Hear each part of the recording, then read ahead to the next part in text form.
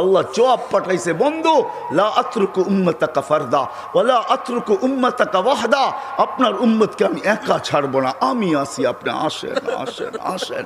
তখন বলছে জিবরিল, মালাকুল মউত ইদান ইলা রফিকিল আলা, হাত রাখো, আমি আল্লাহর কাছে যাইতে চাই। ও এইখানেই তো শেষ না, শুধু কিয়ামতের মাঠে চিৎকার দিবে না। জানি না আপনাদের দিল আছে কি নাই, এটা আমার জানা নাই। কবর থেকে যখন উঠবে, লম্বা হাদিস আমি টানতে চাইতেছি না, মালাকুল জিবরিল আমিন যখন পর মারবে, হুকুম হবে ইতি হাবিবি মাকাম আল মাহমুদ, আমার বন্ধুকে মাকামে মাহমুদে নিয়ে আসো জিবরিল।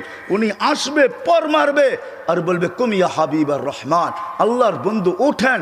তখন আল্লাহর রসুল কবর থেকে উঠবে, ওয়াহুয়া ইয়াবকি ওয়ায়াকুল, কানতে কানতে উঠবেন আর বলতে বলতে উঠবেন।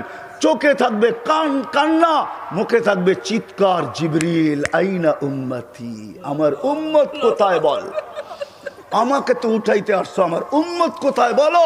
অবসালা শফির জাহান্নাম, আমার উম্মত কি জাহান্নামের কিনারে চলে গেছে। বলছে আয়েশা, এর চেয়ে কঠিন চিত্র শুনতে চাস? বলে ইয়া রাসূলুল্লাহ শুনান।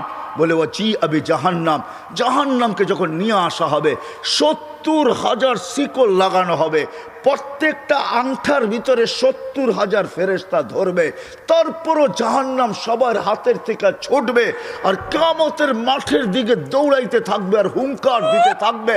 জিবরিল আল্লাহর ডান পাশে থাকবে, দুজককে আসতে দেখা আর হুঙ্কার দিতে দেখা, সবার হাতের থেকে ছুটা যেতে দেখা জিবরিল